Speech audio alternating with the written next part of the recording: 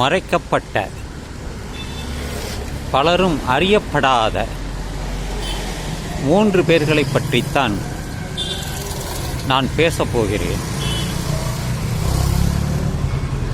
மர்மமாக அவை இருக்கும். முதலாவதாக நான் எடுத்துக்கொள்வது போதி தர்மர். காஞ்சிபுரத்தில் அரசகுலத்தில் பிறந்தவர்.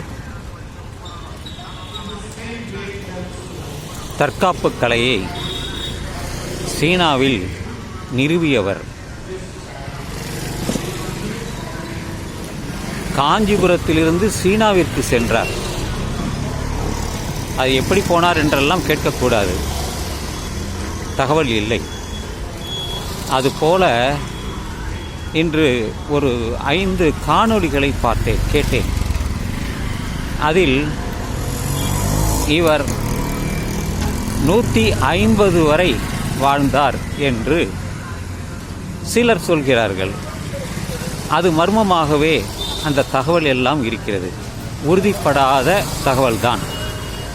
அந்த வகையில் அவரது மரணம் மர்மமாகவே வைக்கப்பட்டுள்ளது. யாருக்கும் தெரியாது, எந்த தகவலும் இல்லை. அதுதான் முதல் ஒன்று. இது எந்த நூற்றாண்டு என்றால் 5ஆம் நூற்றாண்டு, பல்லவர் காலம், சிம்மவர்மன் காலம். அடுத்தபடியாக நான் எடுத்துக்கொள்வது சுபாஷ் சந்திர போஸ். அவர் இந்திய விடுதலைக்காக அவர் ஆயுதம் ஏந்தி போராடியவர். மகாத்மா காந்தி அவர்கள் கத்தியின்றி இரத்தமின்றி யுத்தம் ஒன்று வருகுது என்று அகிம்சை முறையில் போராடியவர். ஆனால் இதெல்லாம் சரிப்பட்டு வராது, ஆயுதம் ஏந்திதான் போராட வேண்டும் என்று அவர் ஒரு விமானத்தில், போர் விமானத்தில் ஏறி போனார் என்ற வரைதான் தகவல் இருக்கிறது. ஆனால் ஜப்பான் சென்றதாக தகவல். ஆனால் அவர் ஜப்பான் சென்றாரா, செல்லவில்லையா இன்றளவும் மர்மமாகவே இருக்கிறது. அவர் உயிருடன் கொண்டு வந்தால் அவரை சிறையில் அடைப்போம் என்று அப்பொழுது அரசு சொல்லியது, ஒன்றிய அரசு. இது ஒரு விஷயமாச்சா? 3வது, அவர் எங்கே சென்றார், இறந்தாரா, உயிரோடு இருக்கிறாரா என்று மர்மமாகவே இன்றளவும் இருக்கிறது. 3வதாக ராமலிங்க அடிகளார், 19ஆம் நூற்றாண்டு.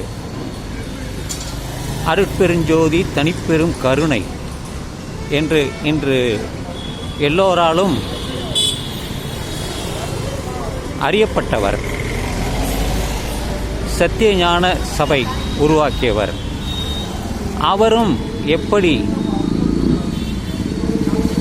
மரணமில்லா பெருவாழ்வு என்ற தத்துவத்தை சொன்னவர்.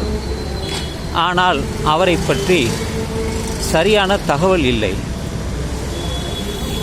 ஆனால் அவர் உயிருடன் இல்லை. இறந்தாரா, எரிக்கப்பட்டாரா என்ற தகவல் மர்மமாகவே இருக்கிறது. அதனால்தான் நான் இந்த தகவலை எடுத்துக்கொண்டு இந்த 3 பேர்களை பற்றித்தான் நான் பேசினேன். மர்மமான முறைதான். எனவே இதெல்லாம் நான் தெரிந்து அறிந்து நன்றாக புரிந்து கொண்ட பிறகுதான் அதை பற்றியெல்லாம் நான் பேசுகிறேன். இது என்னுடைய காணொளிக்காக சிதம்பரம் கொள்ளிடம் என்ற யூடியூப் சேனலுக்காகத்தான் இதை நான் பதிவிறக்கம் செய்ய போகிறேன். இதெல்லாம் உண்மைதான். யாரும் அறியப்படாத மர்மமான விடயங்கள் தான். எனவே வேண்டுமானால் நீங்கள் அதை பற்றி தெரிந்து சொல்லலாம் என்று சொல்லி இந்த பதிவை நான் நிறைவு செய்கிறேன். தற்பொழுது இருக்க இடம் பேப்பர் மில் சாலை. இது கொளத்தூர் தான்.